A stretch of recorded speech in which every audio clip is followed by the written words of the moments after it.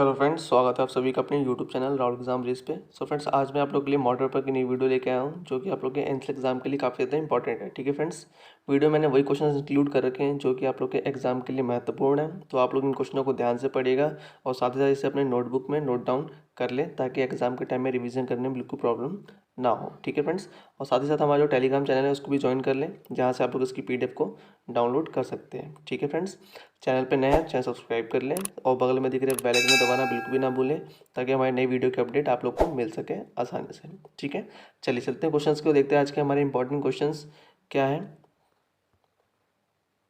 So friends, question first हमारा, जलियांवाला बाग हत्याकांड के समय कांग्रेस के अध्यक्ष कौन थे?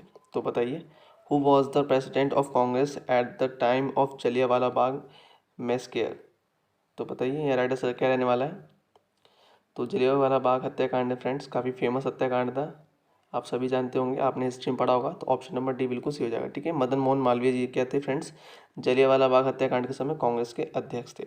जलियांवाला बाग हत्याकांड जो है पंजाब के अमृतसर में फ्रेंड्स 13 अप्रैल 1919 को ये घटना घटी थी। ठीक है, आप सभी जानते हैं रॉलेट एक्ट का विरोध कर रहे डॉक्टर सतपाल और सैफुद्दीन किचलू को यहाँ गिरफ्तार कर लिया गया था। उन्हीं की गिरफ्तारी के संबंध में इन लोगों ने एक जनसभा बैठाई थी, कहाँ पर, जलियांवाला बाग में। तो वहीं पर क्या हुआ, जनरल डायर ने आके धड़ाधड़ गोली चलवा दी थी जिसमें कि काफ़ी लोग मारे गए थे। ठीक है, तो ये सब ध्यान रखिएगा आप लोग, बेसिक से क्वेश्चन हैं।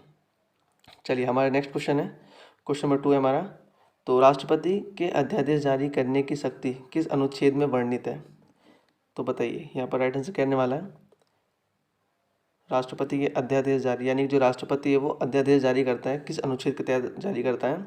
तो ऑप्शन नंबर बी बिल्कुल सही है। ठीक है, 123 के तहत, ध्यान रखिएगा, और 213 के तहत राज्यपाल करता है। ठीक है, चलिए दोनों क्वेश्चन याद रखना। नेक्स्ट क्वेश्चन हमारा, सरदार स्वर्ण सिंह समिति का संबंध निम्न में से किससे है? तो बताइए, जो स्वर्ण सिंह समिति है, इम्पॉर्टेंट क्वेश्चन है, इसका संबंध दिए गए ऑप्शन नंबर से किससे है? तो राइट आंसर क्या है आप लोगों का, ऑप्शन नंबर बी। ठीक है, मौलिक कर्तव्य से है। जो सरदार स्वर्ण सिंह समिति का संबंध है मौलिक कर्तव्य से है, और जो मौलिक कर्तव्य है फ्रेंड्स वो किस अनुच्छेद में है, यानी कि भाग 4 क। ठीक है, भाग 4 क के कौन सा अनुच्छेद में है, 51 क में है। क्लियर है। अब वर्तमान में कितने मौलिक कर्तव्य हमारे, अभी 11 मूल कर्तव्य हैं। तो ये सब बातें ध्यान रखिएगा आप लोग जो कि इम्पॉर्टेंट है। चलिए अगले क्वेश्चन की ओर बढ़ते हैं। क्वेश्चन नंबर 4 है हमारा, निम्न में से कौन गीता रहस्य नामक पुस्तक के रचनाकार हैं? तो बताइए, काफ़ी फेमस पुस्तक है गीता रहस्य। तो यहाँ जो राइट आंसर क्या है आप लोग का, ऑप्शन नंबर बी है। ठीक है, बाल गंगाधर तिलक। जो बाल गंगाधर तिलक थे फ्रेंड्स, जब इनको गिरफ्तार कर लिया गया था तो इन्होंने जो जेल की सलाखें होती हैं उनके बीच में, उस सलाखों में बैठ के इन्होंने गीता रहस्य नामक एक पुस्तक की रचना की थी।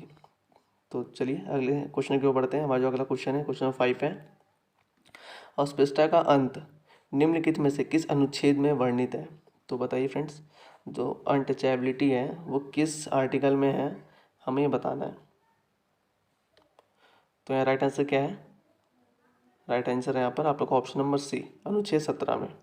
क्लियर है, अस्पृश्यता का अंत यानी कि छुआछूत का जो अंत है वो अनुच्छेद 17 में है। काफ़ी फेमस क्वेश्चन है और ये इंपॉर्टेंट भी है आप लोग के एग्जाम के लिए, हर एग्जाम में क्वेश्चन पूछा जाता है। ठीक, मैं वही क्वेश्चन करवाता हूँ जो आप लोग के एग्जाम के लिए काफ़ी ज़्यादा इंपॉर्टेंट और रेलिवेंट रहते हैं। ठीक है, तो इसको ध्यान रखिएगा आप लोग। सो फ्रेंड्स, क्वेश्चन नंबर 6 हमारा, कांग्रेस से किस अधिवेशन में राजस्व की मांग की गई थी? तो बताइए फ्रेंड्स, यहाँ राइट आंसर क्या रहने वाला है, किस कांग्रेस से किस अधिवेशन में राजस्व की मांग की गई थी? तो यहाँ जो करेक्ट आंसर आप लोग को ऑप्शन नंबर सी हो जाएगा। ठीक है, कोलकाता अधिवेशन में 1906 में। ठीक है, जब ये कोलकाता अधिवेशन चल रहा था तो इसकी अध्यक्षता किसने की थी, दादा भाई नौरोजी ने। ध्यान रखिएगा, दादा भाई नौरोजी ने कोलकाता अधिवेशन 1906 की अध्यक्षता की थी और इसी अधिवेशन में इन्होंने राजस्व की मांग की थी। चलिए अगले क्वेश्चन की ओर बढ़ते हैं। क्वेश्चन नंबर 7 है हमारा, वृक्ष रहित घास का मैदान कहाँ पाया जाता है? तो बताइए, यहाँ सही आंसर कहने वाला है, वृक्ष रहित घास का मैदान कहाँ पाया जाता है, यानी कि वहाँ पर कोई वृक्ष नहीं है, ओनली क्या पाए जाते हैं, ग्रास यानी घास पाए जाते हैं। तो ऐसा मैदान कहाँ पर है, सवाना में स्थित है। क्लियर है, जो सवाना है फ्रेंड्स किस एरिया में पड़ता है, तो ये मध्य पूर्व अफ्रीका में पड़ता है। क्लियर है, मध्य पूर्व अफ्रीका में सवाना पड़ता है। और जो फ्रेंड्स ये पंपास है ये अर्जेंटीना में पड़ता है। स्टेपिस जो है फ्रेंड्स ये यूरेशिया में पड़ता है। ठीक, यूरेशिया में पड़ता है। और जो वेल्ड है दक्षिण अफ्रीका में पड़ता है। ठीक, तो ये सब बातें ध्यान रखिएगा आप लोग। चलिए अगले क्वेश्चन क्यों पढ़ते हैं। क्वेश्चन नंबर 8 है हमारा, दुलहस्ती पावर स्टेशन यानी कि दुलहस्ती पावर परियोजना किस नदी पर स्थित है। तो बताइए, यहाँ राइट आंसर कहने वाला है दुलहस्ती पावर परियोजना जो है किस नदी पर है। तो यहाँ जो राइट आंसर आप लोग को ऑप्शन नंबर ए है, झेलम नदी पर। क्लियर है। अगला क्वेश्चन हमारा, सर्वाधिक ऊंचाई पर स्थित मृत ज्वालामुखी है। तो बताइए दिए गए ऑप्शनों में से कौन सा ज्वालामुखी है जो कि मृत है और काफ़ी ऊंचाई पर भी स्थित है। तो यहाँ राइट आंसर क्या है आप लोग का ऑप्शन नंबर डी, एकांका कुआं। ठीक है, ये जो मृत ज्वालामुखी होते हैं फ्रेंड्स, इसमें कभी उद्गार होने के चांसेस नहीं होते हैं, यानी जो लावा निकलता है, लावा जो फूटता है वोल्केनो से, उसके चांसेस जीरो होते हैं, इसलिए इसको मृत ज्वालामुखी कहते हैं। चलिए नेक्स्ट क्वेश्चन क्यों पढ़ते हैं। 10th हमारा, निम्न में से हेमिस राष्ट्रीय उद्यान स्थित है। तो काफ़ी फेमस नेशनल पार्क है ये। तो बताइए कहाँ पर, किस स्टेट में स्थित है, हमें बताना है। जो हेमिस राष्ट्रीय उद्यान है फ्रेंड्स, ये पूरे भारत का सबसे बड़ा राष्ट्रीय उद्यान है, सबसे बड़ा नेशनल पार्क है। तो ये स्थित है हमारा option number C, Jammu Kashmir में। ध्यान रखिएगा। चलिए अगला क्वेश्चन हमारा, निम्न में से विश्व सैन्य खेल 2023 कहाँ पर आयोजित होगा। तो बताइए विश्व सैन्य खेल 2023 कहाँ पर आयोजित होगा, हमें बताना है। तो इम्पॉर्टेंट क्वेश्चन है, नोट डाउन कर लीजिएगा। कहाँ आयोजित होगा ये, बोगोटा के यानी कि कोलंबिया के बोगोटा में। ध्यान रखिएगा। नेक्स्ट क्वेश्चन हमारा 23वां राष्ट्रमंडल खेल 2026 कहाँ पर आयोजित होगा। तो बताइए, यहाँ पर राइट आंसर कहने वाला है जो 23वां राष्ट्रमंडल खेल 2026 है वो कहाँ पर आयोजित किया जाएगा। इसका जो करेक्ट आंसर आप लोग का ऑप्शन नंबर सी हो जाएगा, ऑस्ट्रेलिया के विक्टोरिया शहर में। चलिए अगले क्वेश्चन की बढ़ते हैं। क्वेश्चन 13 है। सो फ्रेंड्स अगर आप लोगों को क्वेश्चन ज़रा सा भी पसंद आ रहा हो तो वीडियो को लाइक कर दीजिएगा। ठीक है, चलिए क्वेश्चन 13 हमारा, 75 दिवसीय कोविड टीकाकरण अमृत महोत्सव शुरू किया गया था। तो बताना है फ्रेंड्स हमें, 75 दिवसीय कोविड टीकाकरण जो अमृत महोत्सव था वो कब शुरू किया गया था। करेक्ट आंसर क्या आप लोग का ऑप्शन नंबर ए, 15 जुलाई 2022 को ये शुरू किया गया था। चलिए क्वेश्चन नंबर 14 के बढ़ते हैं। भारत में 100 करोड़ वैक्सीन डोज का लक्ष्य कब प्राप्त किया गया। यानी कि जो फ्रेंड्स भारत है उसने 100 करोड़ वैक्सीन डोज का जो लक्ष्य है कब प्राप्त किया था, हमें बताना है। कोविड-19 से फ्रेंड्स आप लोग के क्वेश्चंस पूछे जाते हैं, ठीक है, इसलिए मैं आप लोग को इसके क्वेश्चंस करवा रहा हूँ। तो बताइए कब लक्ष्य प्राप्त हुआ था। तो इसका राइट आंसर क्या हो जाएगा आप लोग का ऑप्शन नंबर डी, 21 अक्टूबर 2021 को। चलिए नेक्स्ट क्वेश्चन हमारा, वैक्सीन मैत्री पहल। ठीक, वैक्सीन मैत्री पहल के तहत भारत ने किस देश को सर्वप्रथम वैक्सीन दी थी। तो बताइए यहाँ राइट आंसर कहने वाला है किस देश को सबसे पहले वैक्सीन दिया गया था इस पहल के तहत, यानी कि वैक्सीन मैत्री पहल के तहत। तो वो देश था भूटान। ऑप्शन नंबर बी यहाँ पर बिल्कुल सही हो जाएगा। चलिए क्वेश्चन क्यों पढ़ते हैं। क्वेश्चन 16 है, कोवैक्सीन। ठीक, कोवैक्सीन किसके द्वारा निर्मित किया गया है। तो बताइए फ्रेंड्स, इस टाइप के क्वेश्चंस आज के एग्जाम में पूछे जा रहे हैं, इसलिए मैं आप लोगों को ये वाले क्वेश्चंस करवा रहा हूँ। ठीक है, इसके सारे क्वेश्चंस मैं आप लोगों को करवा दूंगा जिससे कि आप लोग के एक भी क्वेश्चन यहाँ से छूट ना सके। तो जो कोवैक्सीन है किसके द्वारा निर्मित है, तो ये निर्मित है भारत बायोटेक और ICMR के द्वारा। क्लियर है, ऑप्शन नंबर ए बिल्कुल सही हो जाएगा यहाँ पर। क्वेश्चन 17 है फ्रेंड्स हमारा, वर्तमान 2023 में बेटी बचाओ बेटी पढ़ाओ के ब्रांड एम्बेसडर कौन है। तो बताइए, इंपॉर्टेंट क्वेश्चन है। तो कौन है ब्रांड एम्बेसडर। या राइट आंसर क्या आप लोग को ऑप्शन नंबर सी हो जाएगा। ठीक है, तनिष्का कोटिया, राधिका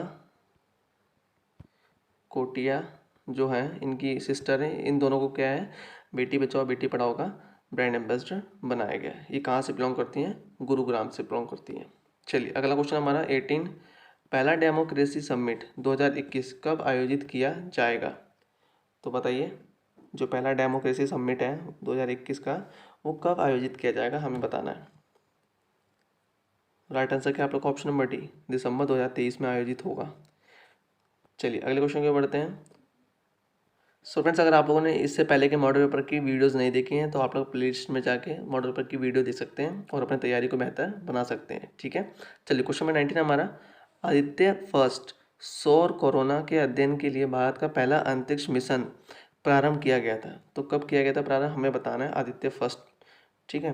जो आदित्य फर्स्ट मिशन था वो कब प्रारंभ किया गया था, जो कि सौर कोरोना के अध्ययन के लिए ये भेजा गया था। तो इसका जो राइट आंसर क्या है आप लोग का ऑप्शन नंबर ए, फरवरी 2023 में। चलिए ध्यान रखिएगा। क्वेश्चन नंबर 20 हमारा, बॉक्साइट निम्न में से किसका महत्वपूर्ण अयस्क है। तो काफ़ी बार पूछा जाने वाला क्वेश्चन है ये, ठीक है, इंपॉर्टेंट है, एग्जाम में देखने को मिल ही जाता है। तो किसका अयस्क है ये, एल्युमिनियम का।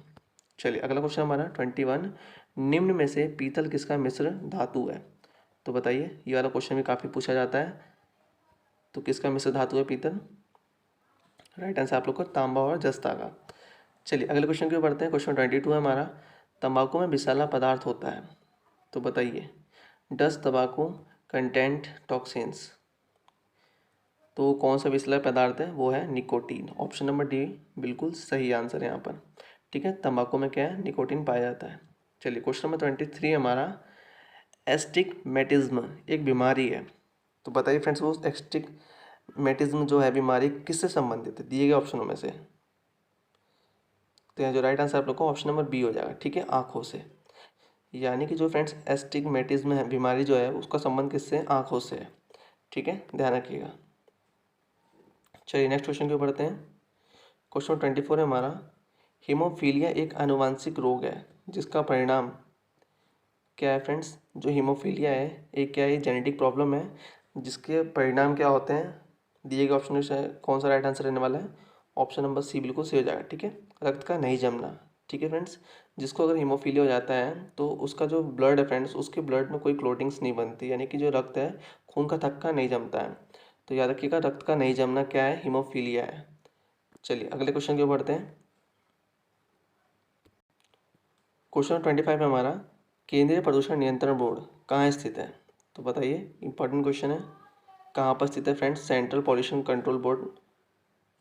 तो राइट आंसर क्या हो जाएगा यहाँ पर आप लोग का, ऑप्शन नंबर डी हो जाएगा। ठीक है, दिल्ली में स्थित है। चलिए अगले क्वेश्चन की ओर बढ़ते हैं। हमारा देखते हैं इंपॉर्टेंट क्वेश्चन कौन सा है।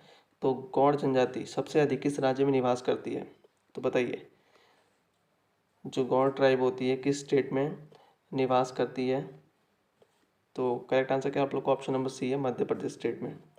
चलिए अगला क्वेश्चन हमारा 27, केंद्रीय खनन अनुसंधान केंद्र कहाँ पर स्थित है। तो बताइए, कहाँ पर स्थित है केंद्रीय खनन अनुसंधान। तो यहाँ जो राइट आंसर आप लोग को ऑप्शन नंबर बी हो जाएगा। ठीक है, धनबाद में। चलिए अगले क्वेश्चन को बढ़ते हैं। क्वेश्चन 28 है हमारा, गारो, खासी, जयंतिया निम्न में से कहाँ की प्रमुख जनजातियाँ हैं। तो ये जो निवास करती है, ऑप्शन नंबर बी, मेघालय में। ठीक है, मेघालय की प्रमुख जनजातियाँ ये गारो, खासी और जयंतिया। चलिए अगले क्वेश्चन की ओर बढ़ते हैं। क्वेश्चन 29 हमारा, जम्मू कश्मीर पुनर्गठन विधेयक लोकसभा में, क्लियर है, लोकसभा में कब पास हुआ था हमें बताना है। तो बताइए, जो जम्मू कश्मीर पुनर्गठन विधेयक है वो लोकसभा में कब पास हुआ था। राइट आंसर आप लोग का ऑप्शन नंबर ए, 6 अगस्त 2019 को। चलिए अगला क्वेश्चन हमारा, क्वेश्चन नंबर 30 हमारा, क्षेत्रफल की दृष्टि से सबसे बड़ा केंद्र शासित प्रदेश कौन सा है। तो बताइए, दिए गए ऑप्शन के अकॉर्डिंग राइट आंसर क्या है यहाँ पर, क्षेत्रफल की दृष्टि से पूछ रहा है यहाँ पर। तो सबसे बड़ा केंद्र शासित प्रदेश कौन सा है, वो है जम्मू कश्मीर। चलिए अगले क्वेश्चन की ओर बढ़ते हैं। पहला पृथ्वी सम्मेलन कब और कहाँ हुआ था। तो बताइए, कहाँ पर हुआ था पहला पृथ्वी सम्मेलन। तो यहाँ जो राइट अगर आंसर आप लोग का है ऑप्शन नंबर बी है। ठीक है, 1992 Rio de Janeiro, Brazil. Clear है। चलिए नेक्स्ट क्वेश्चन है आप लोग का सरप्राइज क्वेश्चन, जिसका आंसर आप लोग कमेंट बॉक्स में ज़रूर दीजिएगा। ठीक है, विश्व ओजोन दिवस कब मनाया जाता है। तो ये आप लोग का सरप्राइज क्वेश्चन, जिसका आंसर आप लोग कमेंट बॉक्स में दीजिएगा। सो फ्रेंड्स, ये थे आप लोग के आज के टॉप क्वेश्चंस, जो कि आप लोग के एनसीएल एग्जाम के लिए काफ़ी ज़्यादा इंपॉर्टेंट है। ठीक है, इन क्वेश्चनों को आप लोग ध्यान से पढ़िएगा और साथ ही साथ इसको नोट डाउन करते चलिएगा। ठीक है, तो फ्रेंड्स मिलते हैं नेक्स्ट वीडियो में कुछ नए इंपॉर्टेंट क्वेश्चन। तब तक के लिए bye bye, take care, Vande Mataram, जय हिंद।